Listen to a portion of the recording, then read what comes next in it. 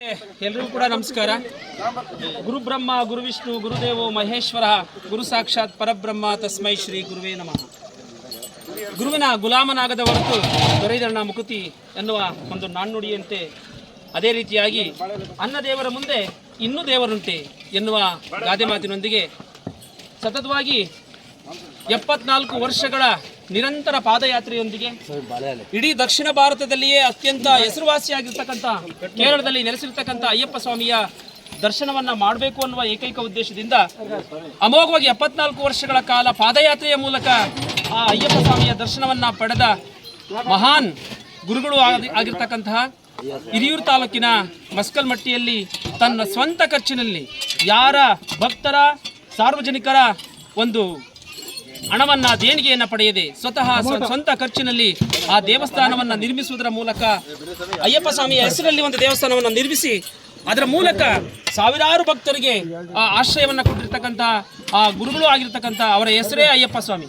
ಆ ಅಯ್ಯಪ್ಪ ಸ್ವಾಮಿಯ ಮಾರ್ಗದರ್ಶನದೊಂದಿಗೆ ನಮಗೆ ಬಹಳ ಒಂದು ಖುಷಿ ವಿಚಾರ ಅಂತಂದರೆ ಇದೇ ತುಮಕೂರು ಜಿಲ್ಲೆಯ ಶಿರಾ ತಾಲೂಕಿನ ಒಂದು ಸಣ್ಣ ಕುಗ್ರಾಮ KK ಪಾಳ್ಯ ಅನ್ನುವಂತಹ ಒಂದು ಈ ಗ್ರಾಮದಲ್ಲಿ ಸತತವಾಗಿ ಈ 3 ವರ್ಷ ಬಹುಶಃ ಈ 3ನೇ ವರ್ಷದಲ್ಲಿ 50 ಜನರ ಒಂದು ಮಂಡಳಿಯನ್ನು ರಚನೆ ಮಾಡಿಕೊಂಡು ಆ ಮಂಡಳಿ ಮುಖಾಂತರ ಆ ಹಿರಿಯ ಗುರುಗಳ ಮಾರ್ಗದರ್ಶನದೊಂದಿಗೆ ಆ ಅಯ್ಯಪ್ಪ ಸ್ವಾಮಿಯ ದರ್ಶನವನ್ನು ಪಡೀಲಿಕ್ಕೆ ನೋಡಿ ಬಹುಶಃ ನಮ್ಮ ಸುತ್ತಮುತ್ತ ಎಲ್ಲ ಸ್ವಾಮಿಗಳು ಎಷ್ಟೋ ಜನ ಇದೇ ವರ್ಷ ಹಾಕ್ಕೊಂಡಿರ್ತಕ್ಕಂಥ ಮರಿಸ್ವಾಮಿ ಇಂತಹ ಹಲವಾರು ಭಕ್ತರನ್ನ ಆ ಕ್ಷೇತ್ರಕ್ಕೆ ಕರ್ಕೊಂಡು ಹೋಗುವಂತಹ ನಿಟ್ಟಿನಲ್ಲಿ ಆ ಗುರುಗಳ ಮಾರ್ಗದರ್ಶನ ನಿಜಕ್ಕೂ ಕೂಡ ಮೆಚ್ಚುವಂಥದ್ದು.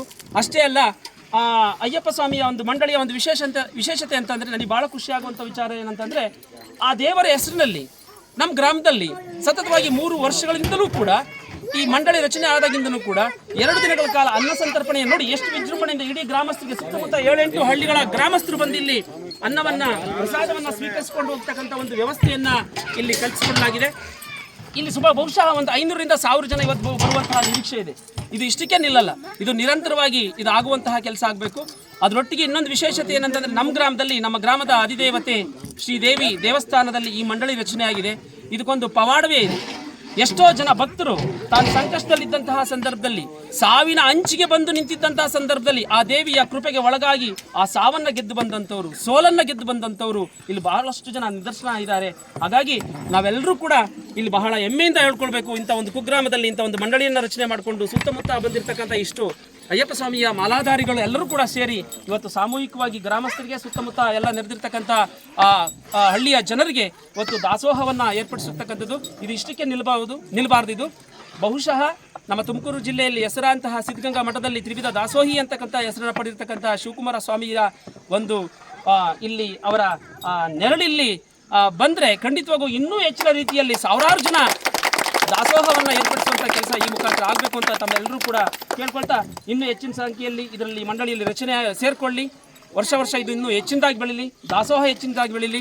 ಅಷ್ಟೇ ಅಲ್ಲ, ಭಕ್ತರಿಗೆ ಆ ಅಯ್ಯಪ್ಪ ಸ್ವಾಮಿಯ ದರ್ಶನದೊಂದಿಗೆ ಅವರ ಎಲ್ಲ ನೋವು ನಲಿವು ಸಂಕಷ್ಟ ಇವನ್ನೆಲ್ಲವನ್ನು ನಿವಾರಿಸುವಂಥ ಶಕ್ತಿ ಆ ಅಯ್ಯಪ್ಪ ದೇವರು ನೀಡಲಿ ಅಂತೇಳಿ ಈ ಸಂದರ್ಭದಲ್ಲಿ ಈ ಮಂಡಳಿಯ ಪರವಾಗಿ ನಾನಾದರೂ ಬೇಡ್ಕೊಳ್ತಾ ಇದ್ದೀನಿ. ಎಲ್ರಿಗೂ ಧನ್ಯವಾದ.